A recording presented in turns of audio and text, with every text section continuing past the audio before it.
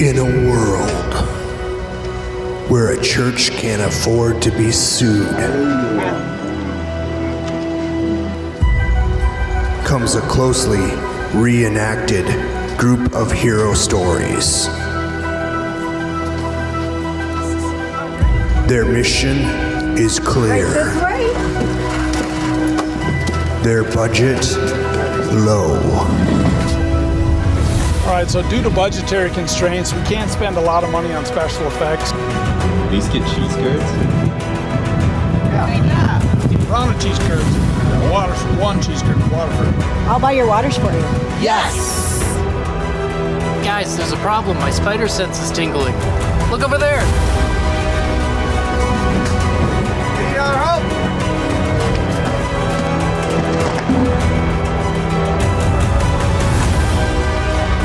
But their message could change everything.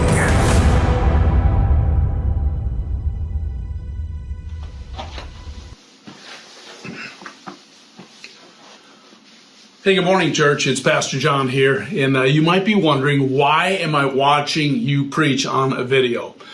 You have your head in the clouds too, right? So why are you watching on video? Well, namely because Saturday here, I just didn't feel so good. I tested, and I tested positive for COVID. So rather than getting everybody COVID, doing baptisms at the beach and everything else and being at church, I thought I would just bring a message to you remote, and that is exactly what I'm going to do.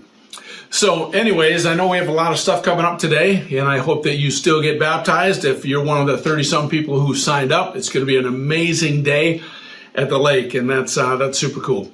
So we're in the middle of this series called At the Movies. Now what we're doing is we're taking Marvel movies and we're extrapolating them and pulling out some of the biblical principles. And this week, the movie was Black Widow.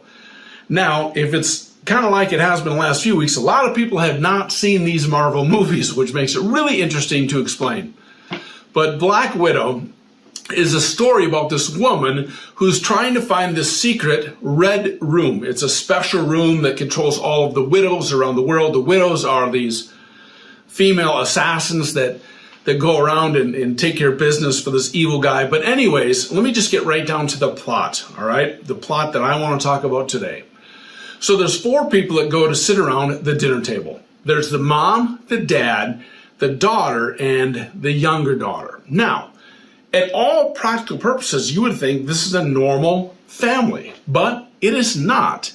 In turn, it is a family that has simply been put together by the Russians. They've organized this family together to be a secret sleeper cell to be used against their targets.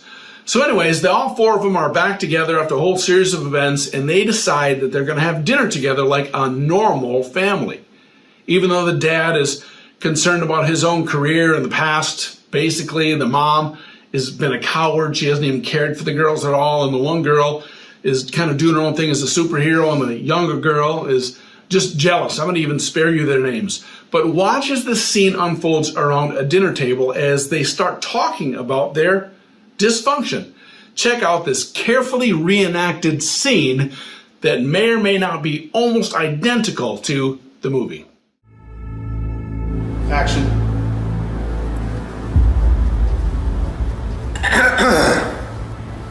Still fits.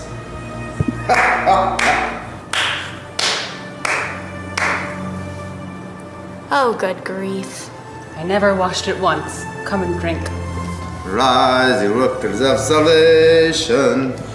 Family all back together again. Seeing as our family construct was just a calculated ruse that only lasted 3 years, I don't think we can use this term anymore, can we? Agreed. So here's what's gonna happen. Okay, a reunion then, huh? And I want to say something right off the bat. You haven't aged a day, huh? You're just as beautiful and supple as the day we staged our marriage. You got fat, but still good. I just got out of prison and I have a lot of energy. Oh. Please don't do that. So here's what's gonna happen. Natasha, don't slouch. I don't slouch. Yes, you are. You're going to get a back hunch. Oh my. Listen to your mother. Oh my goodness, this. Up. All right, enough, all of you. I didn't say anything. That's not fair. Here's what's going to happen. I don't want any food. Eat a little something, Elena, for goodness sake. You're going to tell us the location of the red room. You know, it's like when you told them that they could stay out late to catch Santa Claus. What? That was fun, you know? He came down the chimney, girls. Look out! Where is he? You wait for him, and then when the cookies are gone, then you see he's there. No, what? I want them to follow the dreams. No good. Reach for the stars, girls. Finding Dreykov is not a fantasy, it's unfinished business. You will get what you want.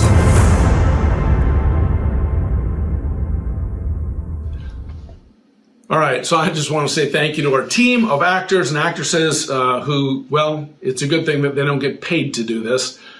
So in this scene, it's funny to look and laugh at dysfunctional families, isn't it? I mean, that's how this long-running thing, The Simpsons or Family Guy, all these are dysfunctional families. Pretty much any family you see on TV in primetime is a dysfunctional family. We love to laugh at dysfunctional families. It's one thing to watch dysfunctional families on TV. It's another thing to be a part of it. Now, everyone has a family.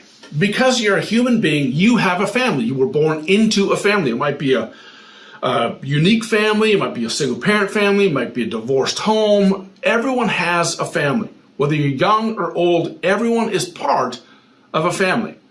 And I want to say right up front that there is no such thing as a perfect family. There is no such thing as a perfect family.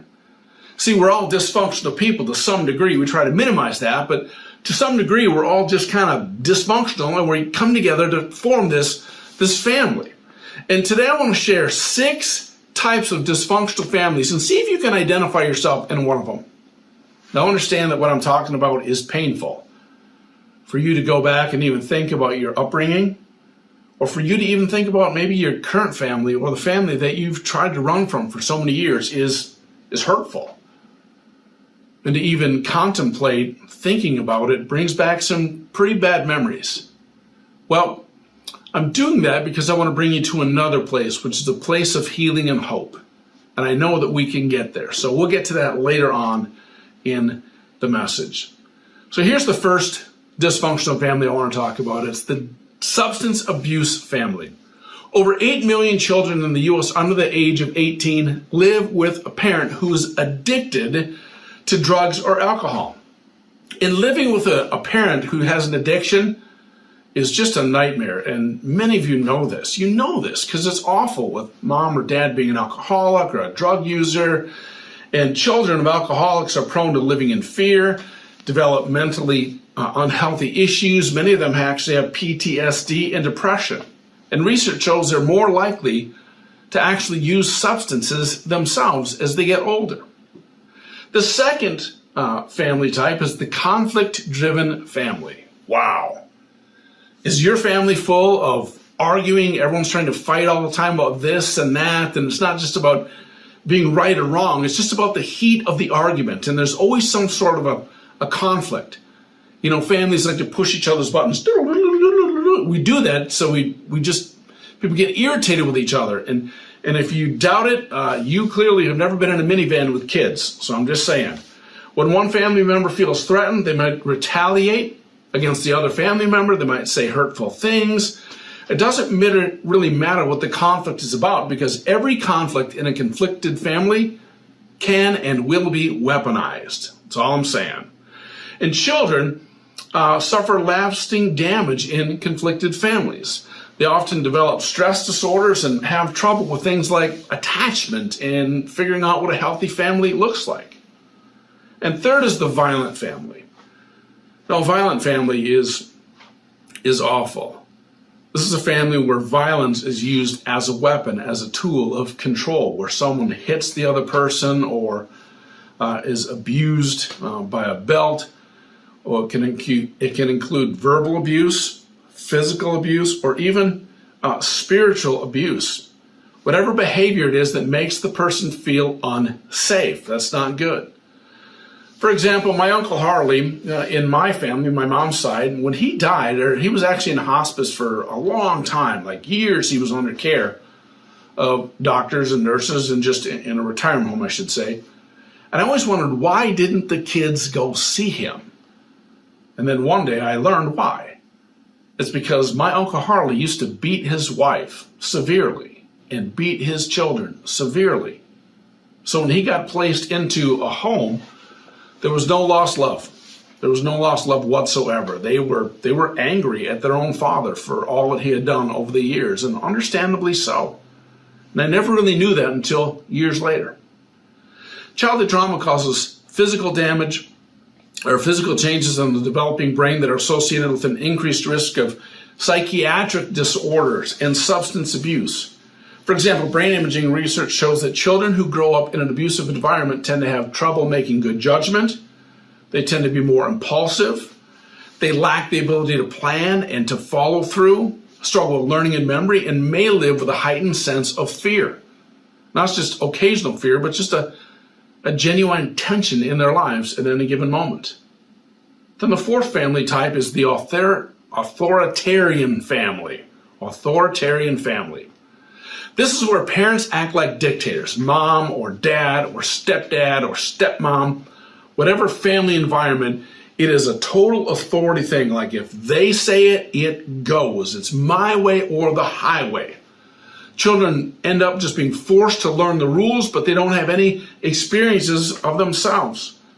And kids who grew up in authoritarian homes tend to have very poor self-esteem, or maybe overly aggressive or excessively shy in social situations, or maybe prone to anxiety or depression, or maybe vulnerable to substance abuse due to an inability to control their own behavior. Isn't this fun talking about dysfunctional families and like poking all those wounds? Said no one ever. Then there's the emotionally attached or emotionally detached family. In some families, emotions are simply not even attached to people, where you have a father who just goes to work, or a mother who just goes to work or does her own hobbies or her own things, and one kid goes one place, another kid goes another place. And if you grew up in an emotionally detached family, you didn't hear things like, I love you, or you did a great job, or I'm proud of you. Your parents weren't interested really in your life because they were interested in their own life or their own conflicts or their own issues. And emotionally detached families are actually very common. Many times it creates this feeling in the individual who grew up in an emotionally detached family that they're not really worthy. They're not really worthy. And kids in this who grow up in this environment, or maybe even you, tend to have a fear of abandonment, school problems, and psychological issues such as lack of identity or personality disorders. And then the sixth dysfunctional family type is the narcissist-centered family. And the narcissist-centered family is always trying to please that one person who really controls everything. So this is the person that they control like the whole family. And everything is about appeasing mom or appeasing dad or even appeasing that golden child, that everything has to fall right into alignment because it's a narcissistic family. And so the family unit is actually built on appeasing one individual. And if you don't meet their approval, there will be consequences. You'll either be shut out, not talked to, given the silent treatment, or yelled at, or punished in some other way, shape, or form. And the narcissist-centered family can create lasting issues. Never feeling good enough, trying to win over the family members' approval.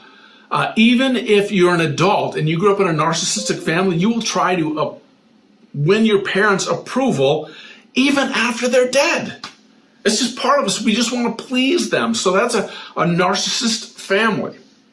So when you think about your own situation, which one of these six families did you grow up in? Notice I did not say, like, here is a perfect family. See, because every family is dysfunctional to some degree. We just try to minimize it and walk through it. But there is no such thing as a perfect family. Every family has conflict. Every family has issues. Every family goes through stages. But there are things that you can do to help minimize some of these negative behaviors of a dysfunctional family. In 1 Samuel, there's an interesting dynamic that unfolds in the lives of multiple people.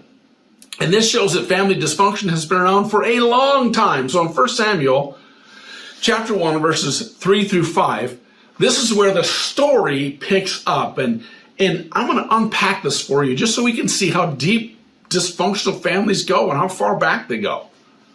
So in verse 3, it says this. Year after year, this man, his name was Elkanah, went up from his town to worship and sacrifice to the Lord Almighty at Shiloh, where Hophni and Phinehas, two of the sons of Eli, were priests of the Lord. Whenever the day came for Elkanah to sacrifice, he would give portions of the meat to his wife Peninnah and to all her sons and daughters. But to Hannah he gave a double portion because he loved her, and the Lord had closed her womb. Now, Elkanah had 2 wives. You're like, what? Yes, in biblical times, they would oftentimes have multiple wives, and it was usually for socioeconomic reasons because there was no safety net like Social Security or welfare systems. So a widow would be very vulnerable, so God just tolerated it where they would marry more than one wife. And I can't even imagine that. Holy cow. But anyways, in this particular case, he had 2 wives. One he took care of, but the other one he loved. Treated her with absolute favoritism, total favoritism. And this is a dysfunctional, conflicted family. Elkanah, I'm going to probably say his name like 5 different ways, but Elkanah loved Hannah more than Peninnah and gave her twice as much food. This is just so conflicted. And Peninnah had multiple kids from Elkanah. Hannah didn't have any. Up to this point, she just couldn't have any children. But her husband loved her more. Verse 6. Because the Lord had closed Hannah's womb, her rival kept provoking her in order to irritate her. Just imagine 2 kids zinging along in a minivan at this particular moment, poking each other, pushing their buttons. This went on year after year. So these 2 wives of this one man are conflicted with each other. Whenever Hannah went up to the house of the Lord, her rival provoked her till she wept and would not eat. Her husband Elkanah would say to her, Hannah, why are you weeping? Why don't you eat? Why are you downhearted? Don't I mean more to you than 10 sons? Well, the conflict never ended. The conflict never ended. She just picked on Hannah day after day after day. It was really because of jealousy, because her husband loved Hannah more. That's a conflicted family. So, here's verse 9 through 11, chapter 1, 1 Samuel. Once they had finished eating and drinking in Shiloh, Hannah stood up. Now Eli the priest was sitting on his chair by the doorpost of the Lord's house. In her deep anguish, Hannah prayed to the Lord, weeping bitterly. And she made a vow, saying, Lord Almighty, if you will only look on your servant's misery and remember me, and not forget your servant, but give her a son, then I will give him to the Lord for all the days of his life, and no razor will ever be used on his head. So Hannah wanted a child so bad that she cried out to God and said, I will give you, Lord, this son. If you just give me a child, I will dedicate my son to the Lord. Where each and every day he would be serving in the temple, totally dedicated to you. Now, this is what's interesting. So she did, in turn, become pregnant. She gave birth to a son. His name was Samuel. He went on to become a great prophet and leader. Now, her son Samuel was actually raised by Eli. Now, you think Eli, he's a great guy. You know, he's like a modern day pastor, we would call it. He's got all these things going for him. He's working in the temple, but he had 2 sons, Hophni and Phinehas. And we learn about them in verse 3.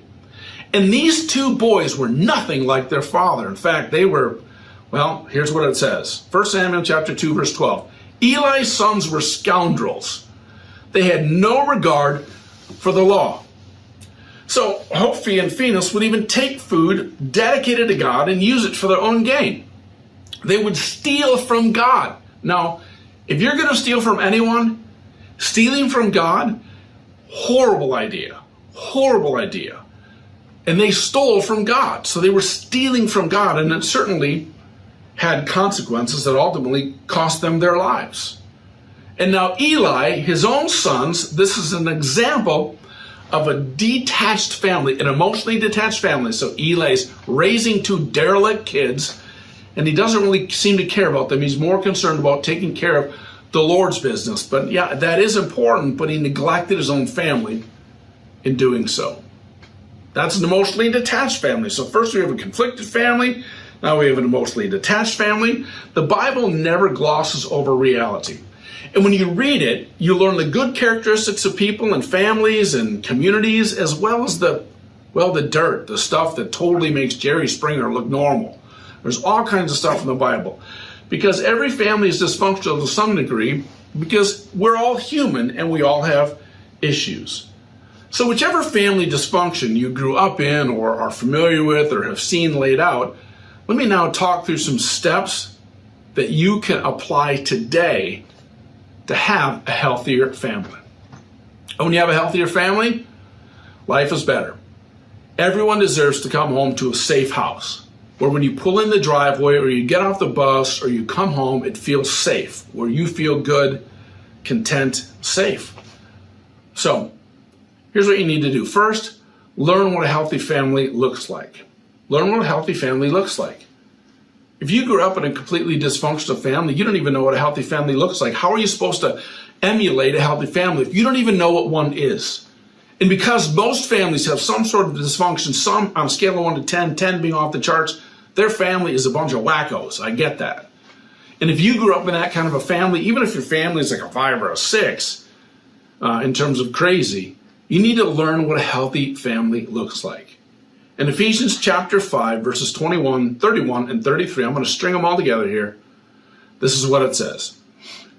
It says, submit to one another out of reverence for Christ. Now, a lot of people go, submit? I don't want to submit to anyone. Well, you know, when you love someone, submitting to them is a good thing, because you want the best for the other person. And when mutual, especially in couples, when one couple submits, or both people submit to one another, that's a very healthy thing. For this reason, a man will leave his father and mother and be united to his wife, and the two will become one flesh. However, each one of you must also love his wife as he loves himself, and the wife must respect her husband. Now, there's a lot of books that have been written on this, and I can't remember, is it Tom Eldridge who wrote the book? Maybe not Tom Eldridge, but someone wrote the book called Love and Respect, and I do think it's a good book. And men want respect, and women, what they really want is love, and that can be contemplated and debated in other circles, but in reality, we want love, and we want respect, and in a healthy home, love is given, respect is given, because it's earned. They've earned it, not an authoritarian, you must respect me, no, or you must love me, no. It's earned. It's part of the family culture. So I respect my wife a ton. I love my wife dearly. That's why I say I love you to them. And I love my kids. And that's why I say I love you to them. And these for me were all learned behavior. Paul gave further instructions for families in the book of Colossians chapter 3, verses 18 through 21. He says, wives, submit yourselves to your husband as is fitting to the Lord. Husbands, love your wives and do not be harsh with them. Children, obey your parents in everything, for this pleases the Lord. Fathers, do not embitter your children, or they will become discouraged. Again, you might get hung up on that word submit, but in a healthy family, it's a good thing. And when it says children, obey your parents, this is like when you have good parents. If your parents are terrible and horrible, you're going to have to come up with some other coping skills, because you don't want to do things that are against the will of God. That's for sure. And we get married, though, to help one another and to be helpmates. And the best thing that you can do is aim to be a healthy family. And when there's things in your family that go sideways, take corrective action. Learn what it means to have a healthy family, and then do everything that you can to have it. Communicate effectively. Practice forgiveness. Show grace and mercy, and always, always, always show love for one another and respect one another. That's important. This goes for parents, teens, adult kids, little kids, brothers, sisters. Everyone plays a part in a healthy family. Second, this is the second thing now. First is to learn what a healthy family looks like. Second is this: get connected with a support network. That's why at Freshwater we push so many small groups, like get involved in a small group. Why? Because when you get involved in a small group, that's a support network for you to do life together. We learn better in circles than we do in rows. And so when you're in a small group, you're in a circle, you can talk through life, talk through all kinds of other issues. That's why we have groups for young parents. We have groups for the 55 plus community. We have groups for everyone in between. We have recovery groups. We have that because we want to help people get connected and to have healthy families. Third, work on your relationship skills. Even if you didn't grow up in a normal family, whatever you would call normal, you can learn relational skills. Skills like talking effectively to people. Skills like relating to other people. Skills like forgiving people. Skills like connecting on a relational level. You can learn these skills. You're not beyond learning. So you need to learn relational skills. And when you do, intimacy in the family unit is increased and everybody wins. Healthy relationships take work. They take work. And fourth, stop being a victim. That's right, stop being a victim. See, if you're a victim, you are powerless to change anything. And it's only when you take responsibility for your own actions do you have the power to make changes. You might have had a terrible upbringing, and if you have, my heart breaks for you. That's awful. Or you might have grown up in a wonderful family, and for you that is a blessing. Hopefully you will carry that on in your own family if you choose to have children one day. So one thing that comes up whenever we talk about families is this concept called generational sin. And it means this, that either spiritually, because there's a spiritual like degenerate or whatever, that this sin gets carried on from person to person through generation to generation. And sometimes we call it conditional sin or family dysfunction. But it means that you typically, how you grew up, you will do the same thing in your own family. So if you have a dysfunctional family that's just wicked nasty, you need to break that cycle. In Numbers chapter 14:18, it says, "The Lord is slow to anger, abounding in love and forgiving sin and rebellion. Yet he does not leave the guilty unpunished. He punishes the children for the sin of the parents to the third and fourth generation." So you need to stop the dysfunction. You need to stop the dysfunction. You can break this cycle. You might have to repent of it. You might have to ask your kids for forgiveness, ask your spouse for forgiveness. Whoever it is, whatever your family unit looks like, you need to take responsibility to break the cycle of dysfunction that may have been imparted onto you for even years. So at the end of the movie in Black Widow, back to this, all four people in the family come back together at the ending scene. And now it seems like all four of them, even though they're just a pretend made-up Russian family, it appears that they kind of want to be a family. So the parents, mom and dad, are getting along, and the two daughters are getting along, and it seems like they really want to now be a family. I think in part because they've learned what a healthy family looks like, and they want to have one. I understand it's a movie, and in real life, things are much different, and they take a lot more time. But for you, you want to be a part of a healthy family. You want to have a happy family. You want to have a healthy family. You want to have a family that is good to come home to, a home, a place, a space that whenever you pull up, your heart just melts because it's a place that you want to be. So even if you grew up in a difficult circumstance, and even if you grew up in difficult circumstances, I should say, you can have a healthy family. You can create a healthy family of your own. So no matter what age you are, young, teenage, older, whatever, start today and aim to be a healthy family. It's going to take time. It's going to take practice. It's going to take effort. There's going to be some ups and downs, but you can break the cycle of dysfunction and you can have a healthy family of your own. So may God bless you this week as you put this into practice, because it's something that's really difficult to do, and it's some tough stuff that we talked about, but you can do it. You have it in you. By the power of the Holy Spirit, you can make some awesome changes. So with that being said, bye for now.